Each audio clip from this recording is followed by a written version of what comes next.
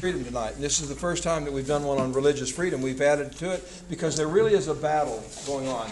In fact, I say that there's a war. It's an ongoing war, I believe, between Christ and Satan. I believe it started before this world was. But there's several battles that have been being fought, that are being fought right now. I mean, we're in the middle of some battles, and I want to get to those. They're not really on. I just started it. I grumbled about this for weeks, and then this week when I'm starting, I couldn't. It finally has kind of come together in my mind. So here's what I did for the glossary. I broke it down into kind of three different time periods. One is pre-Revolutionary War. You could say pre-Constitutional Convention, 1787, but really by 1776, the issues were pretty much settled in America once we had. So we'll get to that in a second. And then I put a post-Revolutionary War in America. There's really no specific events that I put in there. Post-Revolutionary War all the way up to the 21st century. Well, surely there's some stuff that has happened in there that we could have talked about, but I want to emphasize, at least at the very beginning, what there was in the Constitution and what we chose here in America. And then finally, the main thing that I hope we'll spend some time on tonight here is now, in the last, just 10, 15, 20 years, we have had unbelievable changes that have happened. And they're so far-reaching and reversal of what's happened in the past. And the legalities are so Byzantine that we're going to go through some of that tonight, at least, what I recall and what I think is important. But let's start off with pre-Revolutionary War America. And because America here began in 1620, when the Pilgrims came over. And the Pilgrims were who from England? Religiously persecuted folk. Pardon me? Religiously persecuted. They were persecuted. They were the Puritans. They wanted to purify the Church of England. We had the Bible had been translated into all these different languages, and they had said, hey, we want to purify the church, but they were persecuted because of it. And then they came over here, and they were some of the strongest, as it turns out, persecutors, at least of the Quakers. So let's start this off. They came for their Puritans. The Puritans came up with this idea that we could pray directly to God. It was a new concept at the time. The idea that we had a relationship with God, that we could pray to Him as individuals, didn't have to go through the prince, the government, or the priest, but we could pray individually. Roger Williams found it necessary. Roger Williams came over. Roger Williams he's an interesting guy. Roger Williams started off as an Anglican, the Church of England, and then he became a Puritan, purified the Church of England because of the persecution. He became a separatist. Believed it, and that was a radical idea, to separate from the church, the state church, which is still the state church, a separatist. And he came over here, and Anglican, Puritan, separatist. He was a Puritan. He ended up forming he ended up getting excommunicated from the Puritans. The Puritans were in Massachusetts, and I really like Roger Williams. I mean, a lot of the things that he did. And he got himself excommunicated. And so he went and started Rhode Island because of the religious persecution of the Quakers in Massachusetts. And in the back of my mind, I wondered, was he ever a Quaker? He was a Puritan when he got excommunicated from that. He went and started a new colony mainly because of the persecution of the Quakers. Does anyone know if he was ever a Quaker? But he went there.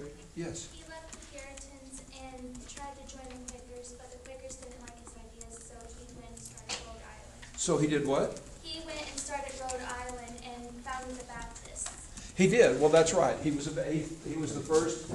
He started the Baptist congregation because he believed that baptism should be by immersion for believing adults and so on.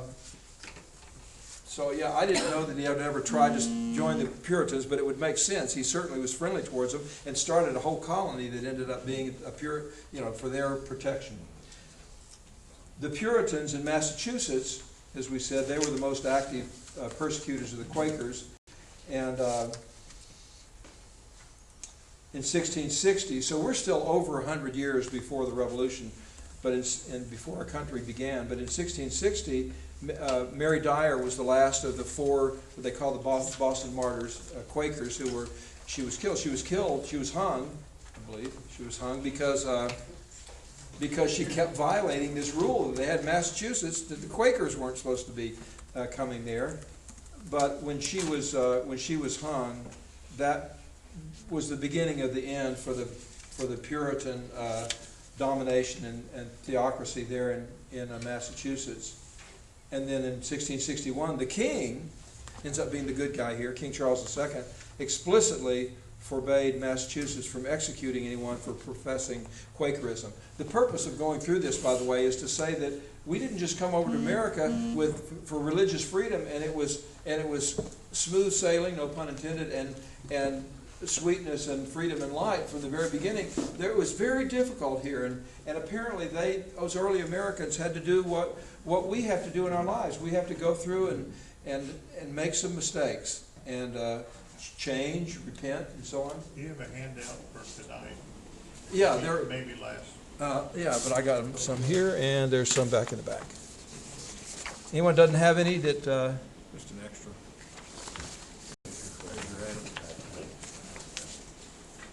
What do you, We'll pass it down. pass those.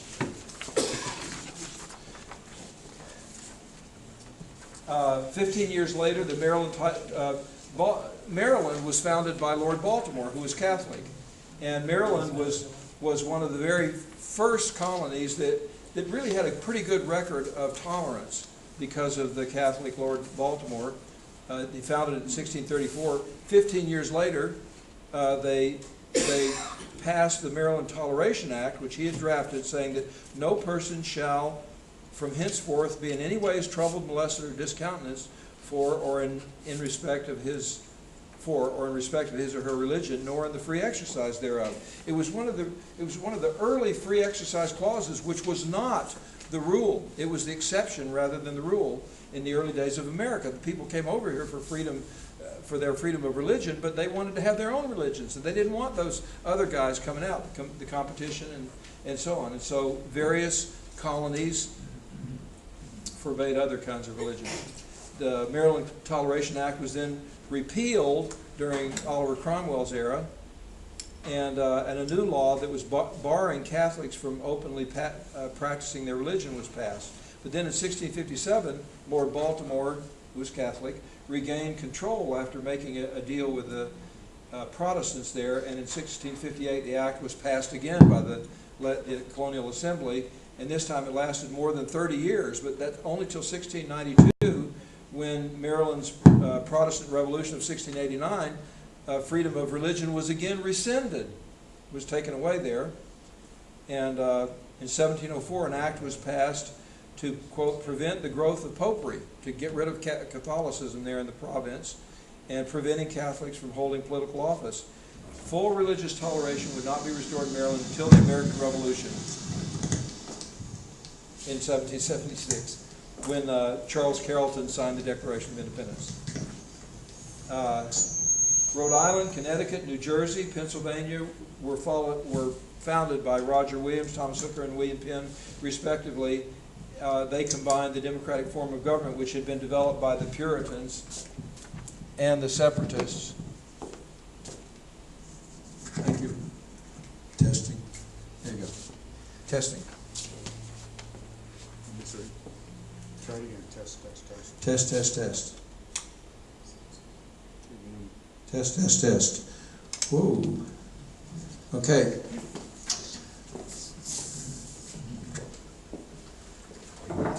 Roger Williams gave the most profound argument. He said, as faith is the free work of the Holy Spirit. Is that too loud?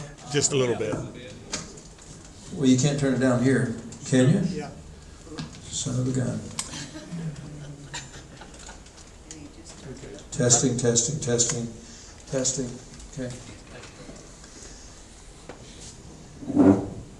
Where are we? 1692. So those three that were formed by Roger Williams and Thomas Hooker and William Penn combined the democratic form of government which had been developed by the Puritans, and the Separatist Congregationalists in Massachusetts combined it with religious freedom. and these colonies became sanctuaries for persecuted religious minorities. Catholics and later on Jews also had full citizenship and free exercise of their religions. Williams, Hooker, Penn, and their friends were firmly convinced that freedom of conscience was the will of God. And Williams gave the most profound argument. As faith is the free work of the Holy Spirit, it cannot be forced upon a person. Therefore, strict separation of church and state has to be kept. And we're going to talk about that separation of church and state. Pennsylvania was the only colony that retained unlimited religious freedom until the foundation of the United States in 1776. It was the inseparable connection between democracy, religious freedom, and other forms of freedom which became the political and legal basis of the new nation. In particular, Baptists and Presbyterians demanded this disestablishment of state churches, Anglican and Congregationalists, and the protection of religious freedom.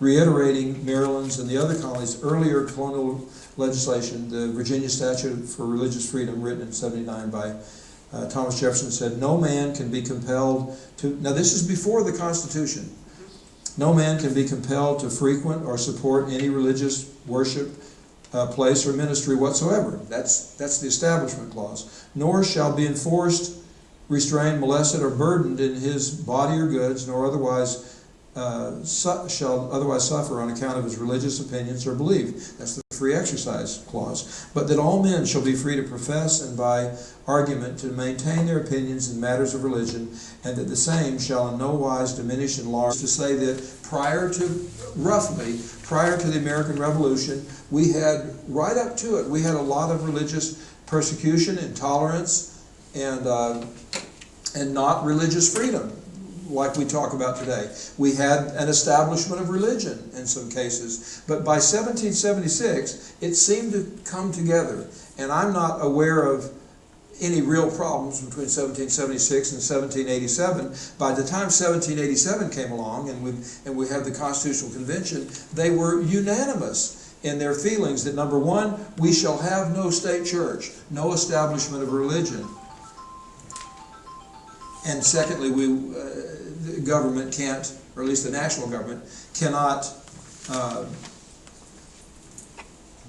keep us from exercising our religion as long as we don't hurt anybody else. Yeah, maybe they needed to have those growing pains, so it was something that everyone understood.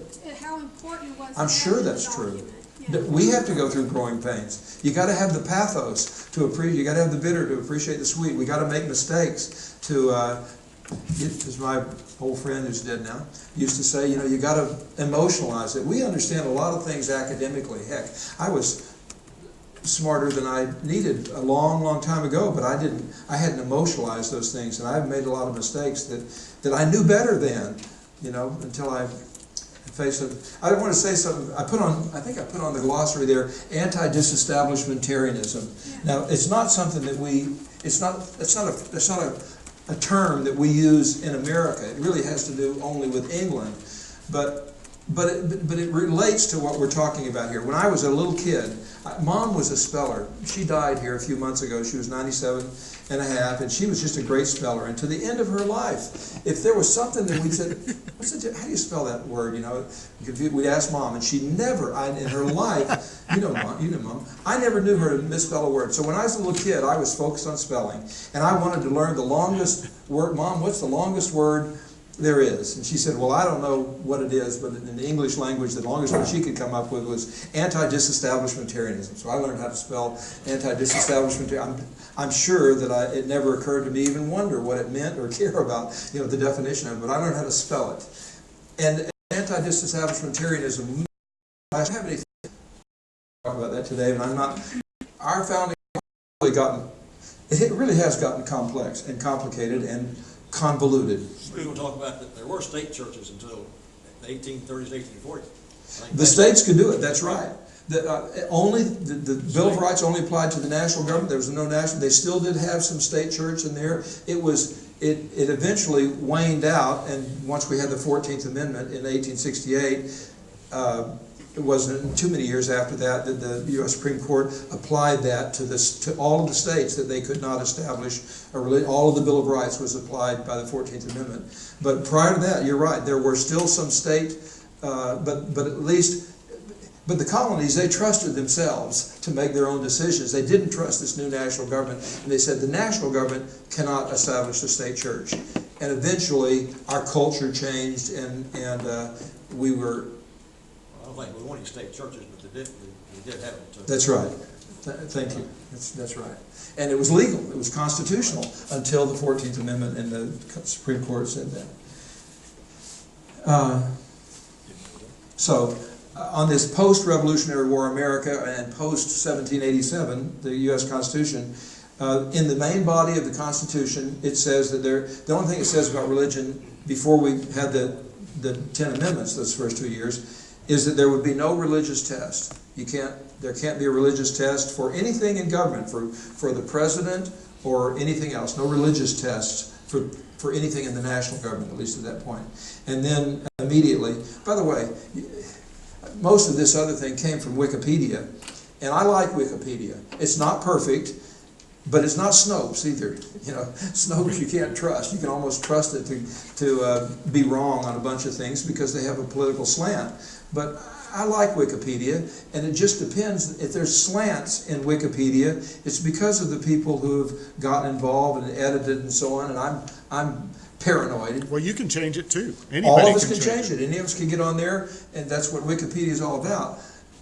And I think overall, it's a pretty good deal. I mean, how are you going to do it? Somebody's got to make the decisions, and but you get these little nuances in there that will suggest that the wall of separation between church and state, and no, when they're talking about no religious test, they'll say it's not in the Constitution itself, it's only in the Bill of Rights. Well, the Bill of Rights is just as much the Constitution as anything else in the main body of the Constitution.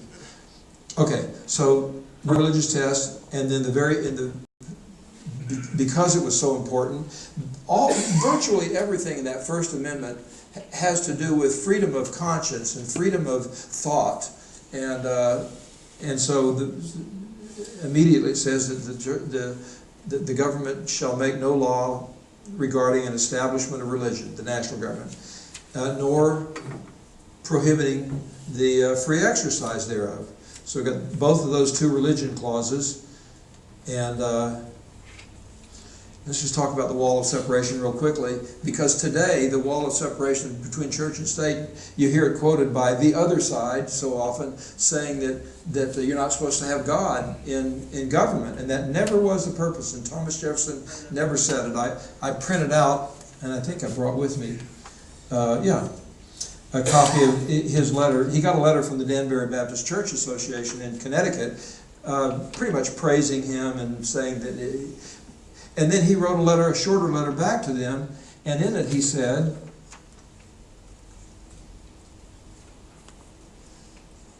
I contemplate with sovereign reverence that act of the whole American people in the Constitution, which declared that their legislature would, quote, make no law respecting an establishment of religion or prohibiting the free exercise thereof, end quote, thus building a wall of separation between church and state.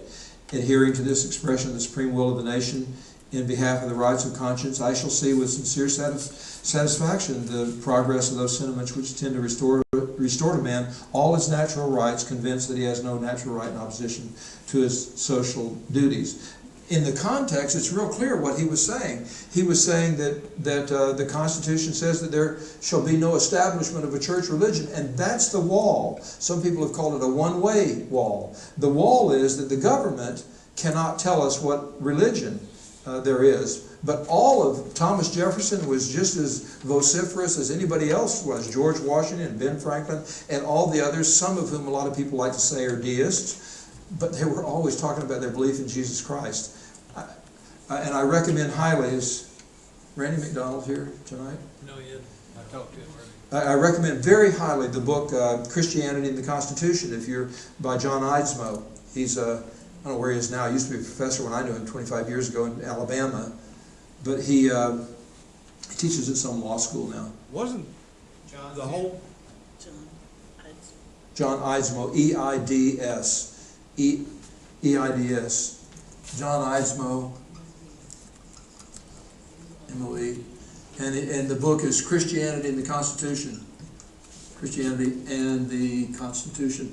I've never seen a better, more documented, detailed thing. And it goes through every single one of the founders and what their religion was and what their quotes were. You can decide for yourself what religion they were. But Didn't the myth of our founders as deists come from the Wilson I don't know. administration back around turn of the century when they were trying the progressive movement? Came from before I was paying attention. I had heard that, I don't know my source on that. But you know, you could go through and read their quotes themselves and decide if you think they were deists. Who, the idea with deists is that they admit the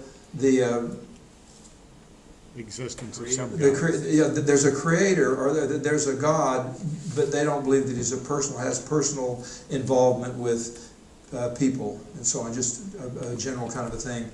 Certainly, a deist is not someone who believes in Jesus Christ. But you know, if you ever want to do that and have your background, I recommend that book.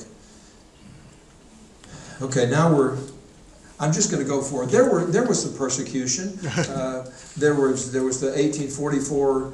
What do they call those? The Bible riots. There was an anti-Catholic bias because of all this huge influx of thousands of Irish Catholics come over, I guess, from the potato famine. So then that lasted, but you know, it was only a couple of days here and a couple of days there. There was the Mormon persecutions that went from state to state and the extermination order and so on. But for the most part, America did not have those kinds of, it wasn't perfect, but it was, as we talked about last, it was better than all the other countries of the world.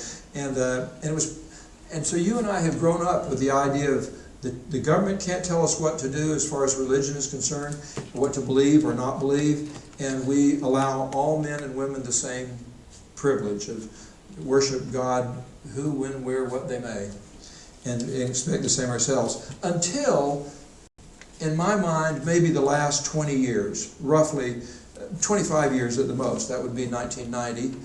And so I started doing this, and you know, I'm trying to get things to come together in my mind. Why is this so difficult, this battle over religious freedom? And exactly what is the battle over religious freedom? Well, I'm going to take you through some of the cases here and so on, but do any of you read Imprimis? Yeah. From You get it? Hillsdale. I tell you, once you start getting it, it keeps coming the rest of your life. And it's free, and they send out like 70, 80 million of these. I mean, they're sending to anybody, and they have good speakers, and it's not all, I'm not just giving, saying that every single one of them is You can get it perfect. online also. Pardon? You can get it online also. Yeah, you can get online free, and you can get them to send you a free copy. I do recommend it if you like reading.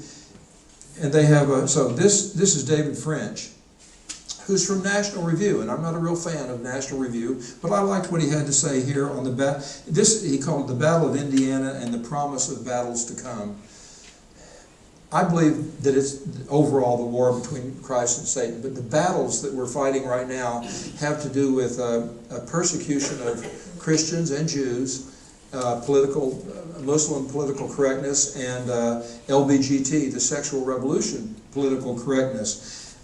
If you'll just indulge me and let me read a little bit of this to frame the issues of where we are right now that I believe in this. The two major battles that we're fighting in this. The dust is clearing from the Twitter and Facebook battlefields. The people of Indiana, do you remember the Indiana RFRA, the Religious Freedom Restoration Act? And they passed it, and there was a huge Apple and all the liberal sides and so on. They just had a fit, and then so the legislature caved in, and they amended it to add a protected class, LGBTQ. What does Q stand for? Queer. Queer. Oh. Well, they use the term. I didn't know. Quality. The people of Indiana are out from under the white hot glare of the national media, and both sides are taking stock. Who won the Battle of Indiana? Who lost? What's next for religious liberty in America? While conservative pessimists look at Indiana, I guess I'm a pessimist because watched its politicians immediately compromise and saw defeat, a closer look shows something else, and I think he's right about this, a cultural stalemate. Nobody truly won in Indiana. Well, they did win that battle, but let's keep going. From the grassroots to to the intellectual elite, conservatives are girding themselves for the long war, and a long war it will be. I believe that that's true, and I believe we need to be engaged in that war, and that's what we're going to be talking about at least the rest of the night here. He says 4 truths, in his mind, 4 truths are emerging. First, the battle is not between gay rights and religious liberty, although religious liberty is certainly at stake, but between, he says, between the sexual revolution and Christianity itself. We'll talk about why he says that. I agree. This means that Christians are faced not with allegedly minor or insignificant acceptance, but with wholesale changes to the historical doctrines of the church. The churches are being asked to change their stand on abortion or on same-sex marriage as to whether in their revolution. We'll talk about why he says that. Second, not a single Orthodox denomination is making or even